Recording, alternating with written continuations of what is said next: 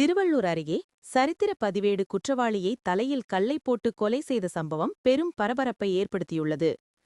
திருவள்ளூர் அடுத்த மணவாள நகர் கபிலர் நகரை சேர்ந்தவர் நவீன் என்கிற குள்ளை சீனு 24.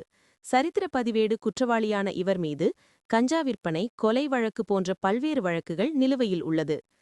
இந்நிலையில் இன்று காலை 6 மணி அளவில் எம்ஜிஆர் நகர் ஏரிக்கரை ஓரத்தில் இளைஞர் ஒருவர் தலையில் கல்லை போட்டும் வெட்டியும் கொலை செய்யப்பட்டிருப்பதாக அப்பகுதி மக்கள் மணவாள நகர் போலீசாருக்கு தகவல் தெரிவித்தனர். இதனையடுத்து விரைந்து வந்த மணவாள நகர் போலீசார் உடலை கைப்பற்றி பிரேத பரிசோதனைக்காக திருவள்ளூர் மாவட்ட அரசு மருத்துவக் கல்லூரி மருத்துவமனைக்கு அனுப்பி வைத்தனர். மேலும் மோப்பநாய் வரவழைக்கப்பட்டு தடயங்கள் சேகரிக்கப்பட்டன.